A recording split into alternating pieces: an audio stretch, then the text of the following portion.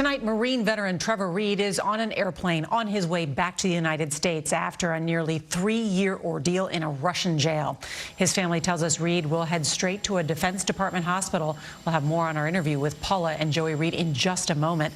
The prisoner swap was unexpected, especially since tensions between the U.S. and Russia are at the lowest point since the Cold War.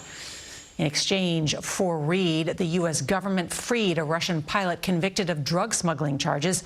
President Biden alluded to his release as a difficult decision. But tonight, there are at least 2 other Americans in Russian jails.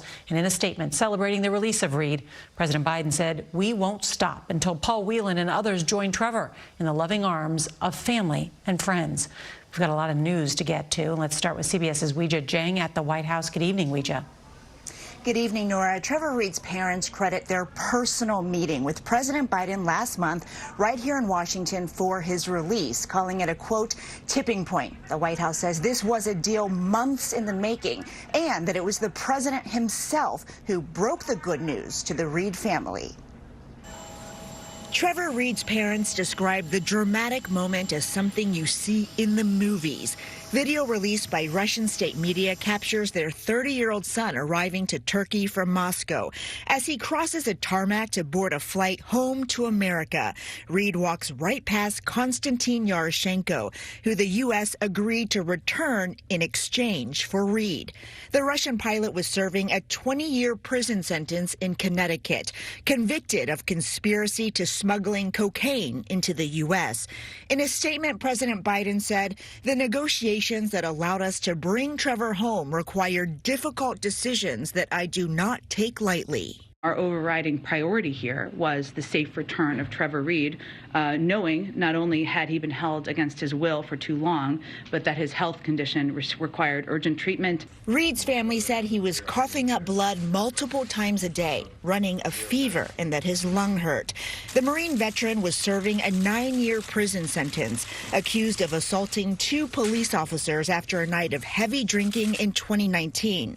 At least 2 well-known Americans remain in Russian custody.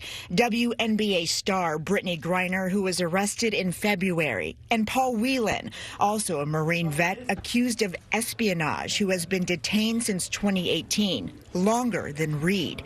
His twin brother, David Whelan, said his family is full of emotions. Disappointment. And perhaps more than disappointment, I would even say, verging towards anger. Whelan said they found out about Reed's release on TV and that before today they had not heard from the Biden administration in 3 months. Do you think the release of Trevor Reed will impact Paul's release in any way, for better or worse? I think that the U.S. government has a limited number of concessions it's willing to give the Russian government, and it has given up one of them. But the White House once again reiterated its commitment to bringing both Whelan and Griner home. Asked how the Trevor Reed exchange could have happened during the war in Ukraine when U.S.-Russian relations are so low, tonight President Biden says it's because he raised the issues with the Russians 3 months ago. Nora? Weijia Jiang, thank you.